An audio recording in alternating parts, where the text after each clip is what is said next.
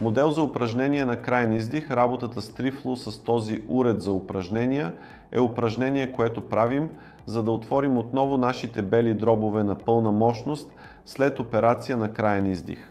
Това упражнение с трифло включва вдишване надълбоко, докато пациентът е в анестезия след операцията, за да се осигури отварянето на затворените бели дробове, докато са свързани към машина или уред по време на анестезията. Като вдишваме дълбоко и същевременно издухваме въздуха, се осигурява разширяване на белите дробове с вдигането на топките във въздуха. Това е от изключителна важност за предотвратяване на възможни инфекции в белите дробове след операцията. Целта е възстановяване на пълната работоспособност на нашите бели дробове, както и осигуряване на желаното количество кръвообращение в тялото, доброто прокарване на органите и увеличаване на скоростта на заздравяване и процента на изцеление. Това е една от много важните задължения, които трябва да изпълним след значима операция.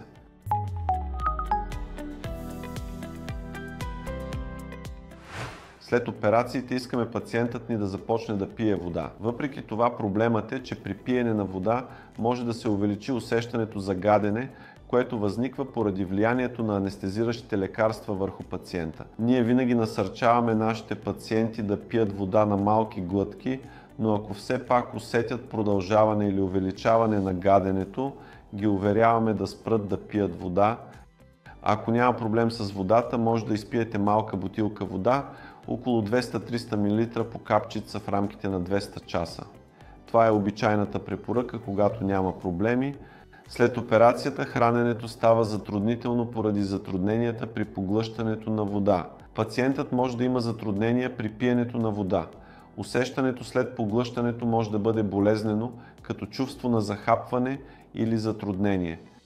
Очаквани неща. Пациентът ни няма нужда да се притеснява. Временно, след няколко дни ще се върне в нормално състояние.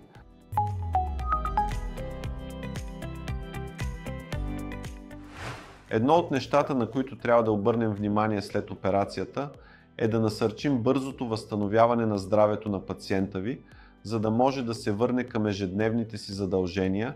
Един от най-важните начини, по които искаме да се подобри усещането за болка и гадене, е чрез разходки. 2 часа след операцията искаме пациента ни задължително да започне да се движи, да започне разходки. Това има много ползи. Целта е да се възстанови бързо кръвообращението при пациента, за да се предотврати образуването на кръвни съсипания, които могат да предизвикат проблеми и усложнения. Продвижването на съглобенията към белите дробове може да доведе до нарушаване на дишането на пациента, белодробна емболия, която може да доведе до тромбоза в белодробните съдове, е едно от най-страшните неща след операция на белите дробове. За да предотвратим това, ние винаги започваме пациента на разходка в първите 2 часа след операцията. При започване на първата разходка, след ставане на крака, може да върти главата. Затова след операцията, след като изчакате 3-5 минути с краката си, обесени надолу на ръба на леглото преди първата си разходка или преди всяка разходка, ще се почувствате по-добре и след това препоръчваме да станете и да правите разходки. Пациентът трябва да прави това след първите 2 часа на всеки час, като прави поне 10-15 минути разходка в стаята си или по-добре прави дълги разходки по коридора. Както вече споменах, това ще бъде от полза за нашия пациент по много начини и ще подобри неговото състояние.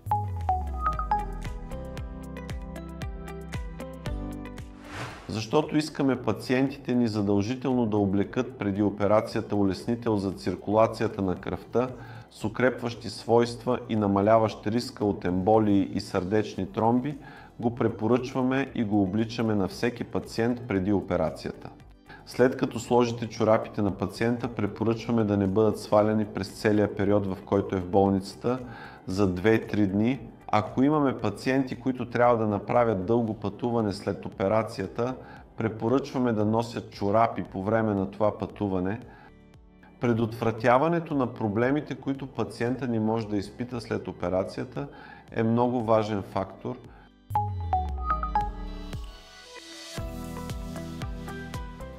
Направените от нас резове са доста малки, около половин и 1 см, и считаме, че те са чисти рани. След операцията обикновено не усещаме нужда отново превръзване след грижите за раната на следващия ден. Считаме, че от следващия ден след операцията пациентът може да вземе душ, да се къпе и да повтаря това всеки ден, като смятаме, че тази вана е пансамент за пациента.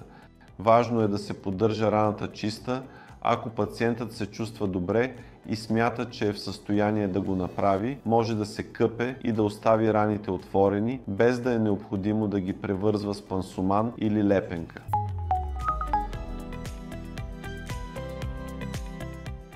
Процесът на заздравяване на раната обикновено отнема около 4-5 месеца, но може да отнеме и повече време. През този период препоръчваме кремове, които да предотвратят промяната в цвета на раните, както и да осигурят по-малко скърдокоси и по-малко големи белези при излекуването на раната, за да се гарантира, че тя се излекува с минимални следи. Маслото от жълт кантурн е полезно. В аптеките се продават кремове с антисклеротични свойства. Препоръчваме използването на тези кремове. Допълнително препоръчваме задължително нанасяне на високофакторни слънцезащитни кремове с защитен фактор 100 и повече, редовно през 6 месеца.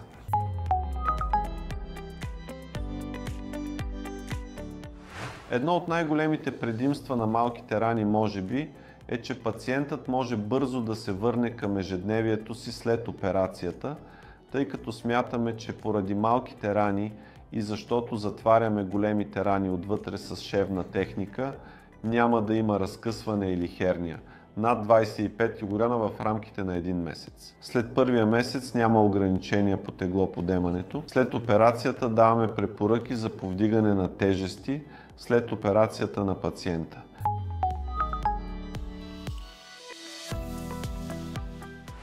След операцията пациентът бързо се завръща в социалния живот и работата, като остава активен.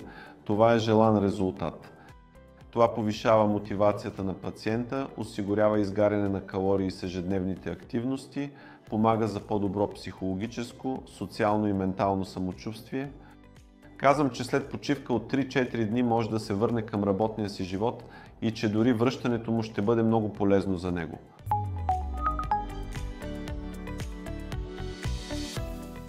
Здравейте, аз съм диетолог Елиф Алъч.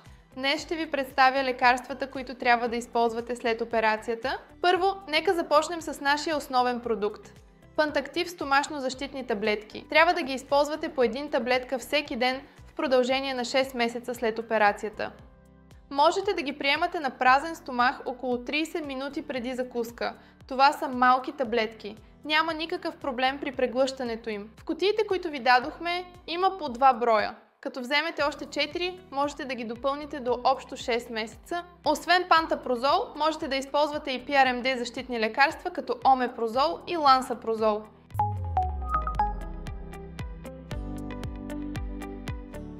След операцията имате още едно лекарство, което трябва да използвате за период от 6 месеца. Това е нашият мултивитаминен сироп. Можете да използвате този сироп 2 пъти на ден, като вземате по 2 лъжици с включената лъжичка. След като този сироп свърши, трябва да преминете към таблетка, ефервесцентна или дъвчаща таблетка.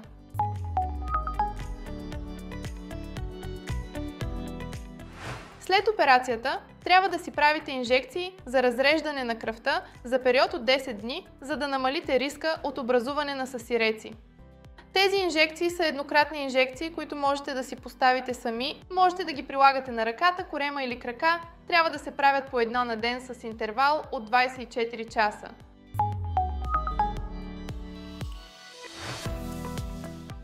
За да предотвратите инфекция на раните си, трябва да използвате антибиотични таблетки. Тези антибиотични таблетки трябва да се приемат 2 пъти дневно, сутрин и вечер на пълен стомах за период от 5 дни. Можете да започнете да използвате описаните лекарства на следващия ден, след изписването. Лекарствата ви ще бъдат доставени заедно с вашите протеинови прахове от преводачите ви.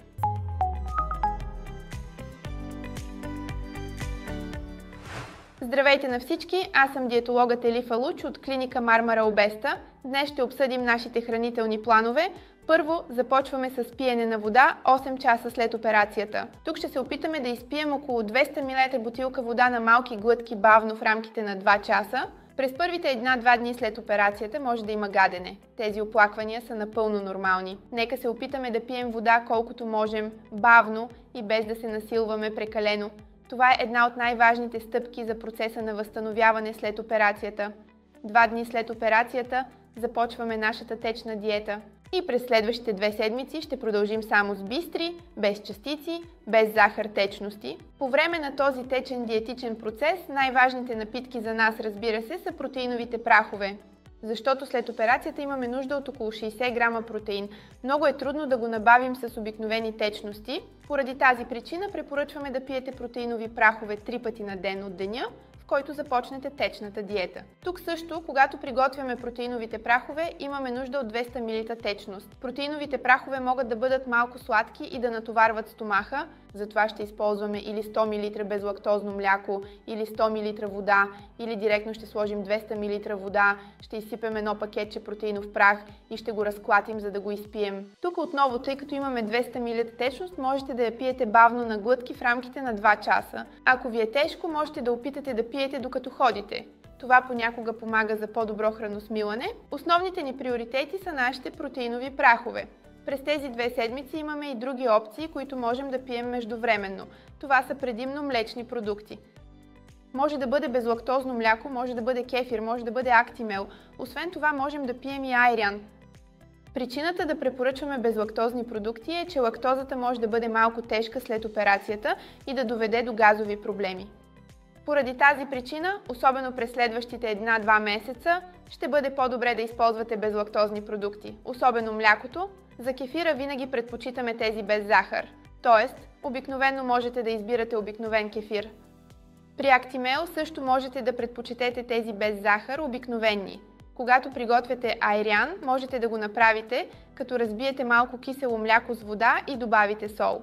Или директно, ако се продават, можете да купите пакетирани айрани. Приготвянето у дома винаги е по-добро за нас. Освен това, другите опции, които можем да пием, са месни, костни и пилешки бульони.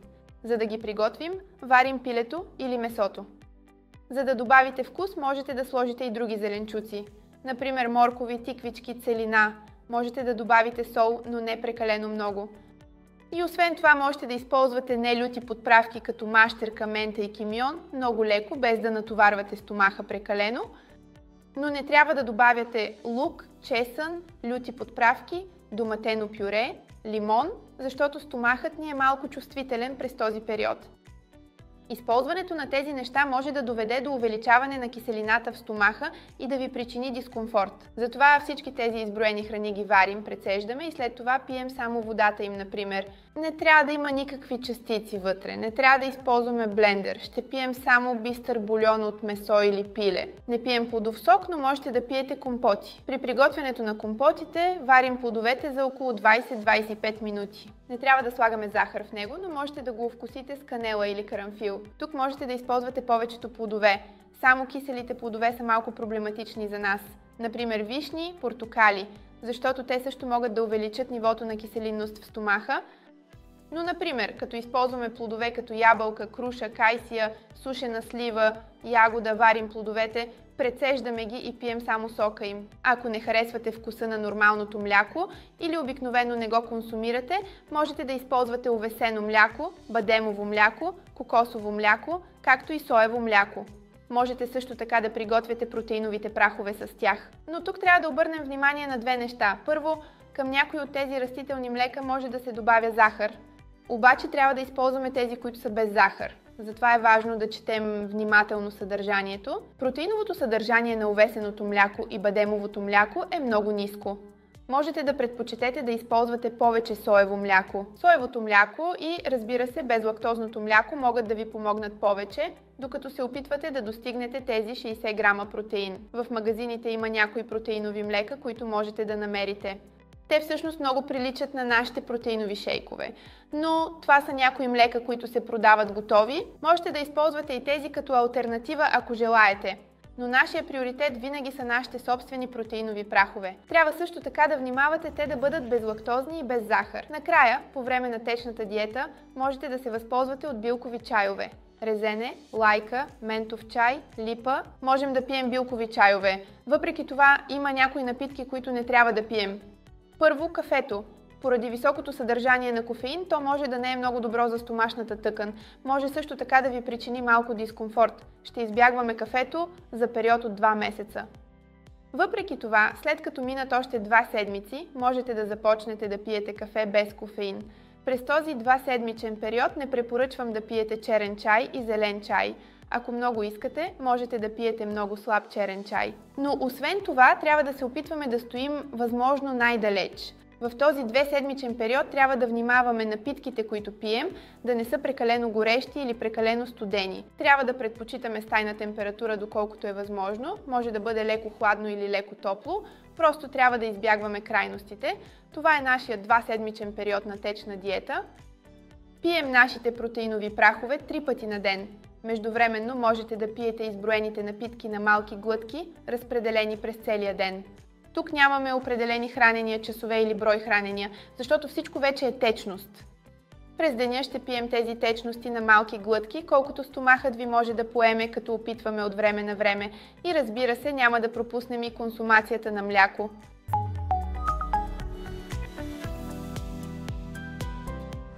След 2-седмичния период на течна диета започваме нашия период на пюре диета и мека диета. Това също продължава 2 седмици. Важно е всичко, което ядем, да бъде достатъчно меко, за да може да се намачка с вилица. Както при течната диета, тук отново ще продължим да се храним често, но вече броят на храненията и концепцията за храненията започват да се изясняват. Трябва да имаме 3 основни хранения на ден: закуска, обяд и вечеря, и 3 междинни хранения, т.е. ще имаме 6 хранения на ден. Това означава, че трябва да се храним на всеки 2-2,5 часа. Когато започнете диетата, ще видите, че ще започнем да се засищаме с много малки количества и затова може да огладняваме по-често. За да не забавяме метаболизма си и за да получаваме достатъчно протеини и енергия, трябва да внимаваме да ядем тези 6 хранения на ден. А ако се опитвате да минете с 1 или 2 хранения на ден, защото не сте гладни, тогава естествено няма да получим достатъчно протеини и енергия. Това също ще затрудни отслабването ви. Задължително не пропускаме броя на храненията и винаги ядем храни, богати на протеини. С нашите закуски можете да започнете с яйце и сирене, защото те са качествени храни по отношение на протеините. Можем да сварим яйцето и да го намачкаме. Или можем да го приготвим меко, като разбъркано яйце в тиган. Можете да го ядете, като го дъвчете добре. Или можем да го направим като поширано яйце, като го сварим във вода. По този начин също става доста меко и течно. Сирената също ще предпочитаме да са меки сирена. Това може да са крем сирена, извара, леки бели сирена, лор, чокелек като нашите сирена. Но, например, няма да използваме чедър или кашкавал, защото това са твърди сирена и също така с високо съдържание на мазнини. На обяд или вечеря можете да добавите храни, богати на протеини, като месо, риба, пиле, пуйка. Тук е важно да се консумира само кайма като червено месо, защото парчетата месо може да ви се сторят малко по-твърди в момента. Вземете добре смляна, обезмаслена кайма и я пригответе в тиган без мазнина, след което я смесете с зеленчуци и, ако желаете, с кисело мляко. Пилето обаче може да остане малко по-твърдо. Поради тази причина е полезно да се използва пилешко буче. То е богато на желязо и е по-меко в сравнение с гърдите. Можете да го сварите и след това да го накъсате малко с ръце или да го сготвите заедно с зеленчуци, както правите пилешки бульон. Вместо да ги прецеждате, можете да ги пасирате в блендър и да ги пиете като супа. Това ще бъде още по-различна алтернатива за вас. Можете също да ядете риба. Рибата вече е много меко месо. Дори не е нужно да правите нещо допълнително. Препоръчвам ви да готвите само без мазнина. Тук можете да използвате фурна или варене.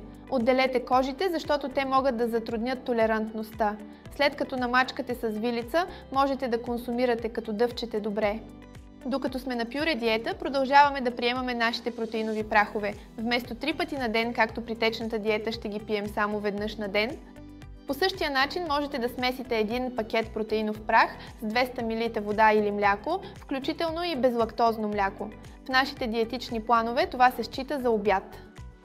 Но важното е да се приема един протеин на ден, т.е. можем да направим промени. Не е необходимо да го смесвате само с вода или мляко. Ако желаете, можете да го направите и като смути. Смесете кефира си с ягоди в блендер и добавете ягодовия си протеинов прах. Или по същия начин можете да го смесите с кисело мляко. Смесете плодовете с кисело мляко в блендер и добавете протеиновия си прах по този начин. Между основните хранения можем да продължим да пием мляко с лактоза, кефир и айран, например. Освен това, можем да започнем да ядем кисело мляко и плодови пюрета. Като кисело мляко тук ще използваме обикновено натурално кисело мляко.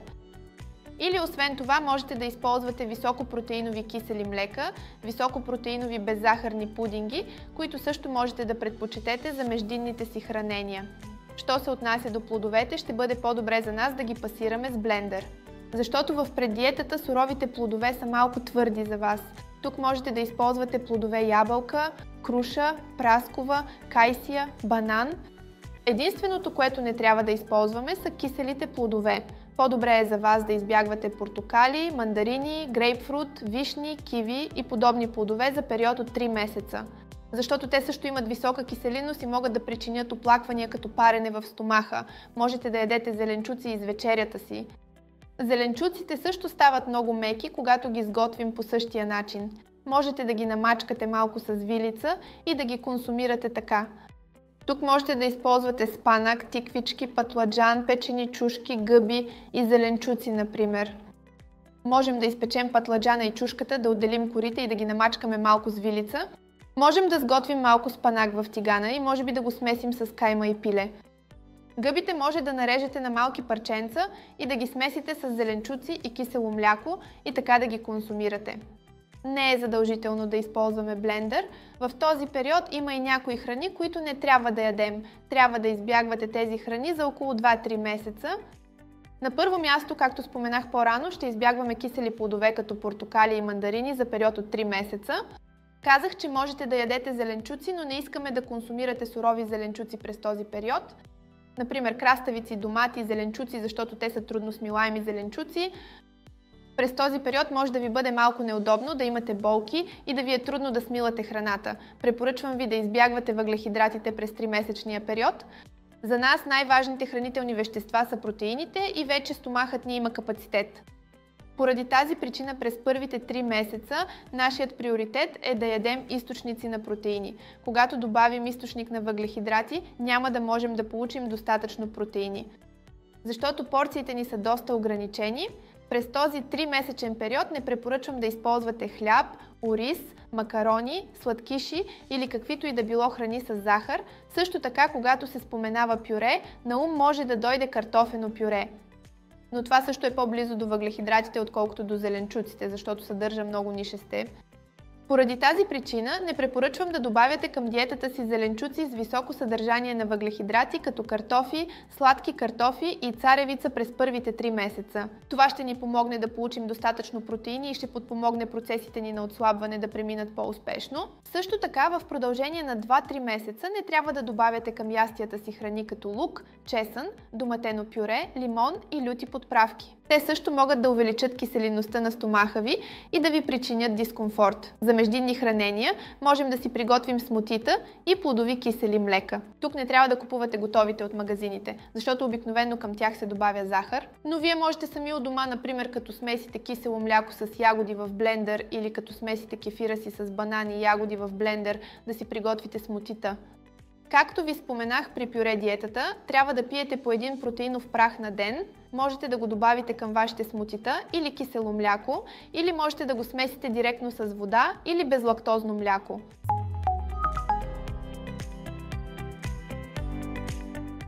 В диетата има правило, което ще започнете да следвате и ще продължите през целия си живот. Това се нарича разделяне на твърди и течни храни. Накратко, не ядем и не пием едновременно. Винаги оставяме 30-минутни интервали между храните и течностите. Например, сутрин станахте и изпихте чаша вода. Тогава трябва да изчакате половин час, за да закусите. Закусихте, изядохте едно яйце или сирене. Тогава отново искате да пиете чай. Трябва да изчакаме половин час и тогава да пием чая си. Ако ядете и пиете, това може да ви причини дискомфорт. Може да предизвика оплаквания като болка, гадене, повръщане. Когато ядете нещо, ние искаме тази храна да остане в стомаха ви най-дълго, за да се чувствате сити.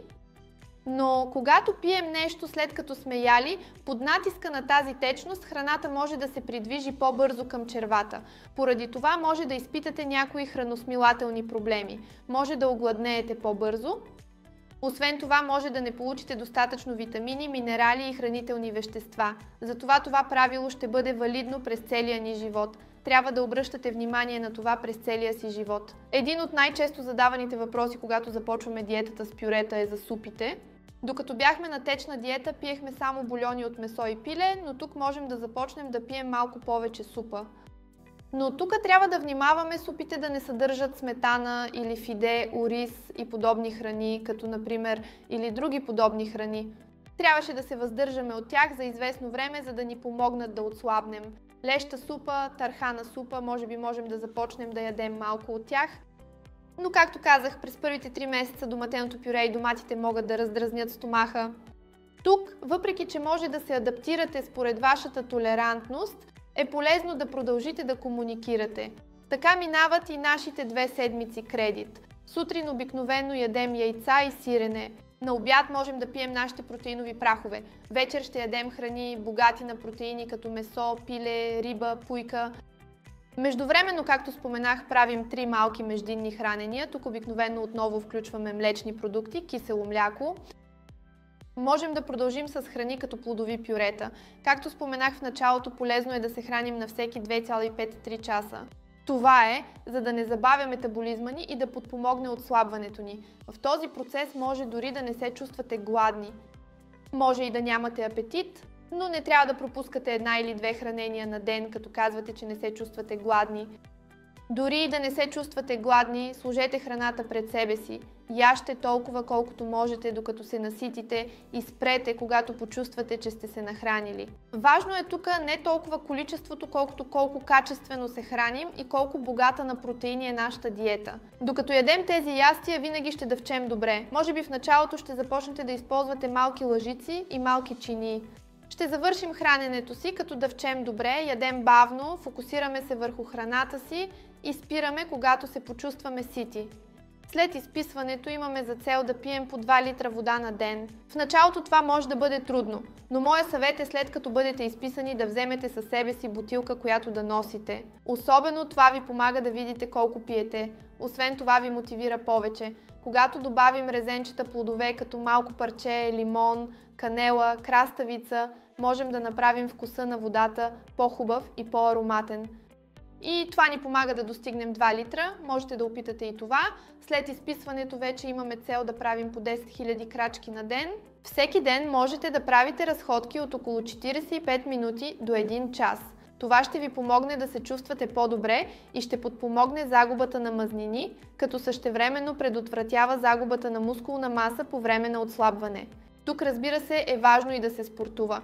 Въпреки това, през първите 2 месеца не препоръчваме много спортни дейности. По-добре е да продължите с разходки или плуване. Но след 2 месеца вече можете да започнете да правите всякакъв вид спорт. Можете също така да започнете да вдигате тежести, можете да правите и тренировки с тежести или ако имате някакъв любим спорт, можете да започнете да го практикувате редовно. Това ще ни помогне при загубата на мазнини и при запазването на мускулите. Понякога от бързата загуба на тегло може да се появи увисване на кожата. По същия начин спортът също е много важен. Когато спортувате възможно най-много и редовно, тези увисвания ще бъдат сведени до минимум. Разбира се, пиенето на вода също е много важно за еластичността на кожата. Тоест, водата и спорта са също толкова важни, колкото и храненето. Затова те са неща, които никога не трябва да се пренебрегват.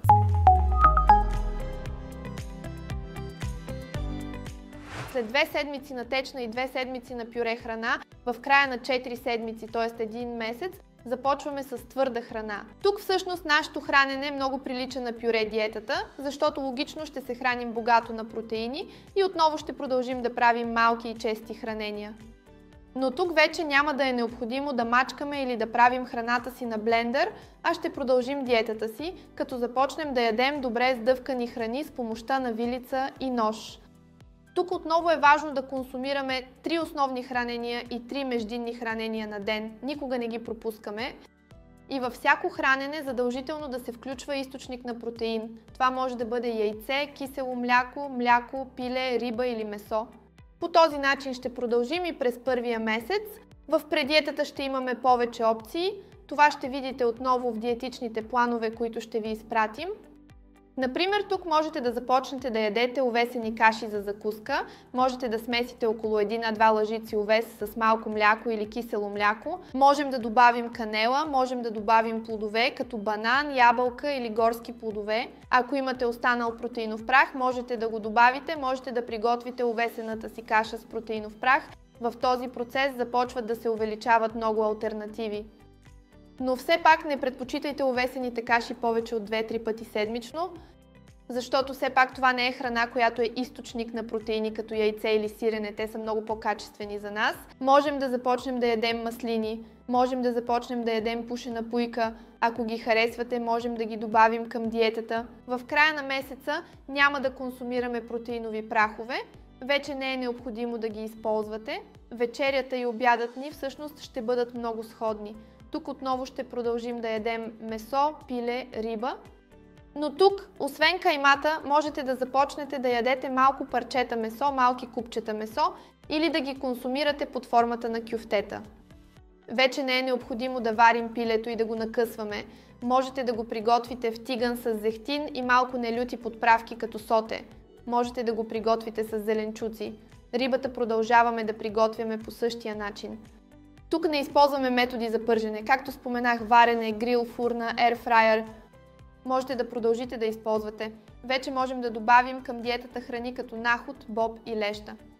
Те също ще ни подкрепят растителен протеин. Не искаме да използваме лук, чесън и доматено пюре през първите 3 месеца. Можете да ги сварите и смесите с зеленчуци, да ги консумирате. От първия месец можем да започнем да използваме листните части на зелените зеленчуци. Например, можете да започнете да консумирате листата на марулята, руколата и магданоза, като ги дъвчете добре. Можете да ги смесите и да ги консумирате като салата. Ще продължим да правим междинните хранения по същия начин. Отново можем продължим да пием лактоза, мляко, кефир, айран. Можем продължим с кисело мляко. Вече можете да започнете да ядете плодовете не като пюре, а като ги дъвчете добре. Можем започнем да ядем и сурови, сушени ядки. Те също ще ни помогнат да отслабнем, тъй като съдържат здравословни мазнини.